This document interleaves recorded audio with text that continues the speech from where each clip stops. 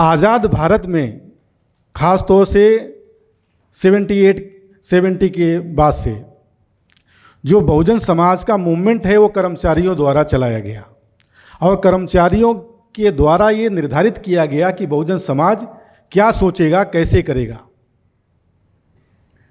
ये कोई गलत बात नहीं है, लेकिन इसमें कुछ कहीं न कहीं कमियां और गलतियां हो गई जिनको सुधारने की ज़रूरत है।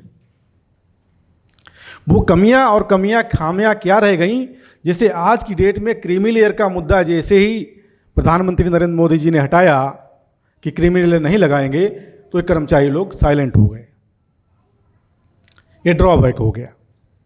ऐसे बहुत सारे ड्रॉबैक हुए। जिन लोगों ने मूवमेंट चलाया उन लोगों ने ही खुद ही शेड्यूल कास्ट में कैटेगराइजेशन शुरू किया था। नाम नहीं लूँगा, डॉक्यूमेंट अवेलेबल है।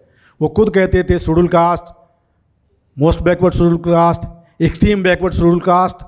तो ये जो जब होमोजीनियस क्राइटेरिया बनाया गया, उस समय के जो हमारे जो आंदोलन चलाने वाले लोग थे, उन लोगों ने ये किस आधार पर कैटेगराइजेशन किया गया, ये आज हमको समझ में आ रहा है। कहीं न कहीं उनके अपने हित थे और उन हितों की वजह से ही जो बहुसंख्यांक लोग हैं आज अपनी लड़ाई नहीं जीत पा रहे हैं।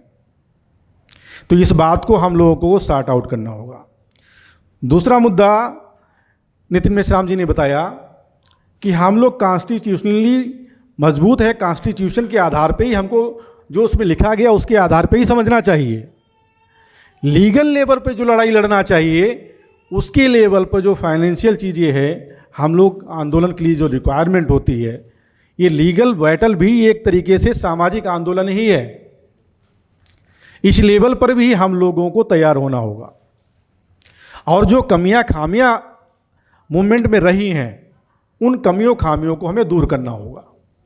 यदि हम लोग इन कमियों खामियों को दूर नहीं कर पाते हैं, तो जो सामने जो बैठा हुआ है वो तो उनके लिए जो कमियां खामियां मौजूद हुई वो तो अपनी दूर कर रहे हैं। जैसे संविधान समता की बात करता है, समता से ब्राह्मणवाद खत्म हो जाता है, तो वो समता नहीं आनी चाहिए, उसके लिए प्रयास कर रहे हैं।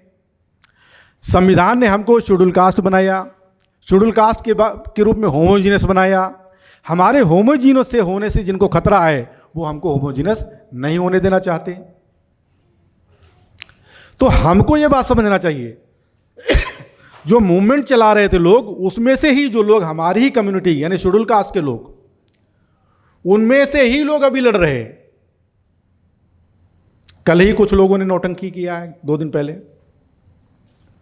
जिस महापुरुष के नाम पे जिसने बीज का काम किया मूवमेंट को पुनर्जीवित करने का, उसके नाम पे ही सेग्रीगेट करने का काम किया। तो ये चीज़ें चल रही हैं। अब ज़रूरत है जो समाज का मूवमेंट चलाने के लिए वास्तविकता में जिनके अंदर दर्द है और जो बातें समझ में आ रही हैं, हम लोगों को उन लोगों को इकट्ठा करके आगे बढ़ना चाहिए। इसके लिए यूनिटी ऑफ मूल निवासी समाज, ये ऑर्गेनाइजेशन अब पूरी तरीके से कटिबद्ध रहेगा। इस बात को ध्यान रखते हुए हम लोगों ने बनाया हुआ है। नीट यूजी एग्ज़ाम जो हुआ उसमें बड़े पैमाने पर पेपर लीक भी हुआ और बहुत सारी चीज़ें गड़बड़ियाँ हुई। 2013 से लगातार एडवोकेट नितिन मेश्राम जी ही हमारी तरफ से केस फाइल किया हुआ था नीट के विरोध में। उसके बाद में 2013 में लागू नहीं हुआ था, लेकिन इस नीट एग्ज़ाम के विरोध में हम लोग लगातार प्रबोधन कर रहे हैं। बावजूद इसके जो मेडिकल के लोग हमारे हैं, उनको ये बातें, बहुजन समाज के लोगों को ये बातें अभी तक उतनी गंभीरता से समझ में नहीं आई।